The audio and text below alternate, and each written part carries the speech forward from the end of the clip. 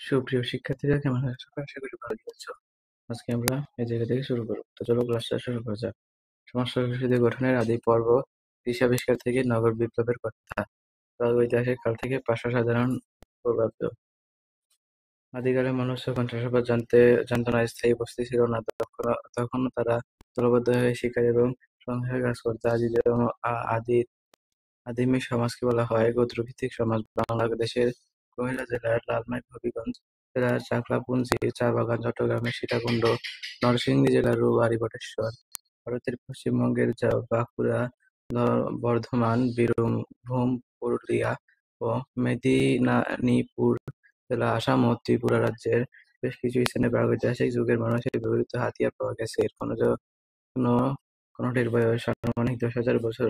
এসব নিদর্শন থেকে বাংলা অঞ্চলের অধিকার ও সংগ্রহভিত্তিক সমাজের মানুষের বিচরণের ইঙ্গিত পাওয়া যায়। হাড়ি শিকারী, হরিণ শিকারের কাল্পনিক দৃশ্য আবিষ্কৃত প্রমাণের ভিত্তিতে আঁকা হয়েছে। মানুষের সমাজগত মর্যাদায় সবচেয়ে বড় পরিবর্তন এবং পরিবর্ধন আসে কৃষির আবিষ্কারের ফলে।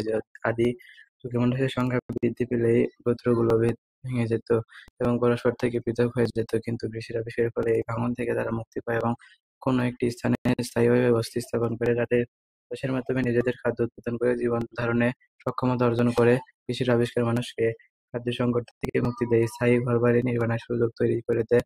ক্ষুদ্রভিত্তিক জীবনধারার পরিবর্তে গ্রাম বা নগর-ভিত্তিক স্থায়ী জীবনধারার সূত্রপাত ঘটায়। মহাস্থানগর এবং পান্ডুরাজা, ঢিবি প্রভৃতি প্রত্নস্থলে খনন কাজ পরিচালনা করে দেখা গেছে এই স্থানগুলোতে নগর প্রতিষ্ঠার আগে কৃষিকে কেন্দ্র করে গ্রামীণ কৃষিভিত্তিক বস্তির সূচনা করা হয়েছিল। চাষাবাদের পাশাপাশি তারা শিকার এবং মাছ ধরার কাজেও দক্ষ ছিল। কৃষিভিত্তিক সমাজ থেকে ধীরে ধীরে পান্ডুরাজা, ঢিবি, মহাস্থানগর, অলিগড় প্রভৃতি নগর সমাজের উদ্ভব হয়।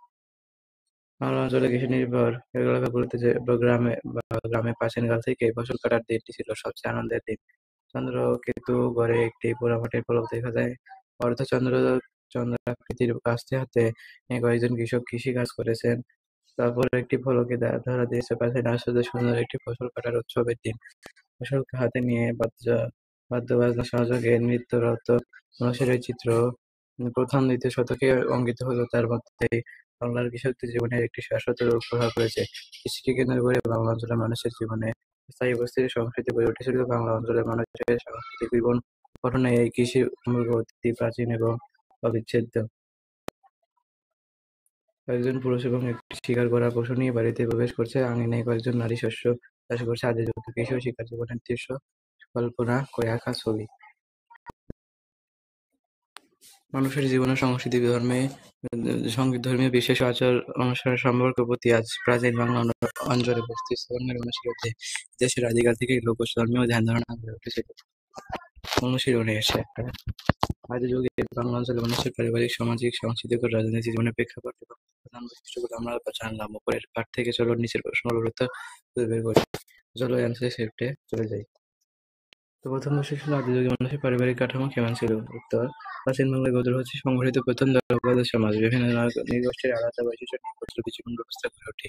গোত্রবদ্ধ সমাজের নিজস্ব ভাষা ও সংস্কৃতি গড়ে উঠেছিল, যা ছিল একান্তই আদিম। আদিতে শিকার, গোত্র, কৃষি বিষয় এবং ক্ষুদ্র গৃহশিল্প ছিল সামাজিক সম্প্রদায়ের প্রধান উৎস, যা গোত্রের সদস্যরা ভাগাভাগি করে নিত। মানুষের সমাজ কাঠামোতে সবচেয়ে বড় পরিবর্তন এসে কৃষি আবিষ্কারের ফলে। আদি যুগে জনসংখ্যা বৃদ্ধি পেলে গোত্রগুলো ভেঙে যেত এবং পরস্পর থেকে দূরে চলে যেত, কিন্তু কৃষির আবিষ্কারের ফলে এ ভাঙন থেকে তারা মুক্তি পায় এবং স্থায়ী বসতি স্থাপনের মাধ্যমে নিজেদের খাদ্য উৎপাদন করে জীবনে ধারণের সক্ষমতা অর্জন করে। কৃষিভিত্তিক সমাজ থেকে অর্থনৈতিক, সামাজিক আদান-প্রদান ও রাজনৈতিক কর্মকাণ্ড বৃদ্ধির সঙ্গে বৃহত্তর অঞ্চলকে কেন্দ্র করে ধীরে ধীরে ছোট বড় গোত্রের সমবায় সংস্থানগত বঙ্গ, রাঢ়, পান্ডুরাজ্জার, ডিবি, উবাড়ি, বটেশ্বর প্রভৃতি নগর উদ্ভব ঘটেছে। এরপরই মানুষ জীবনকে সুন্দরভাবে এগিয়ে নিয়ে যেতে মনোযোগ দিয়ে শিক্ষা, বিজ্ঞান, শিল্পকলা, আইন প্রভৃতির উন্নয়নে সমাজ জীবন বিকাশে মানুষের এসব কাজকর্মের একত্রিত রূপই হচ্ছে তার সংস্কৃতি। আদি বাংলা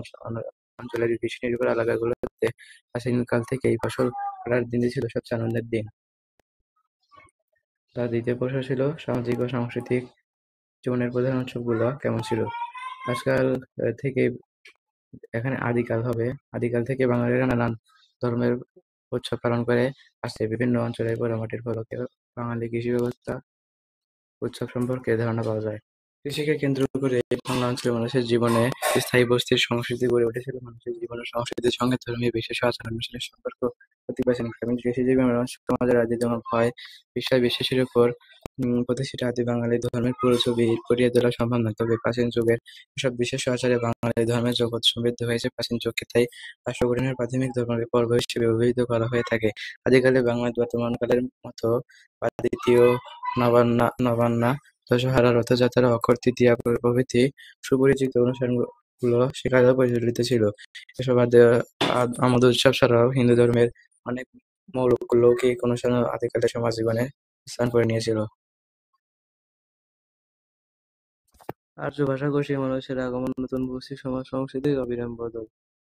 আর্য ভাষার মানুষেরা আনুমানিক 65,000 পূর্বাব্দ থেকে বাংলা অঞ্চলে প্রবেশ করতে শুরু করেছিল বলে তথ্য পাওয়া যায় বেদ সাহিত্যে এবং মহাভারত ও রামায়ণে বাংলার প্রাচীন জনপদগুলোর উল্লেখ পাওয়া যায়।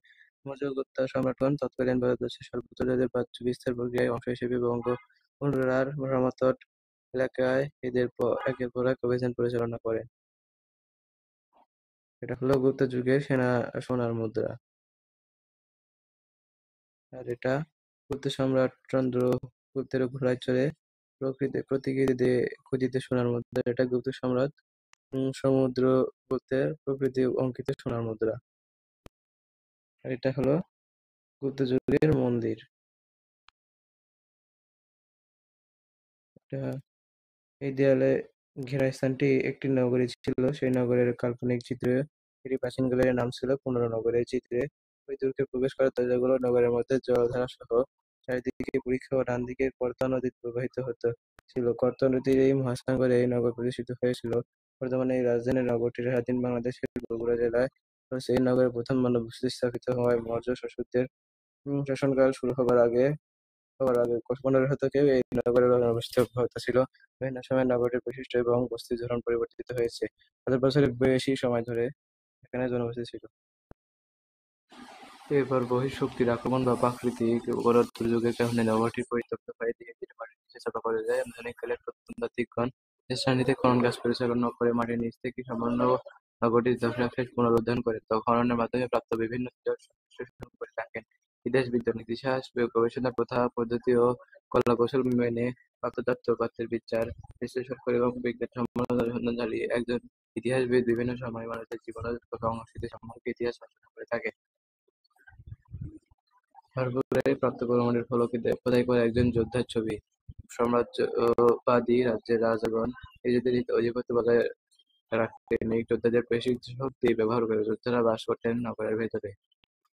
আজকের ক্লাসটি এই পর্যন্ত, পরবর্তীতে আমরা এখান থেকে শুরু করবো।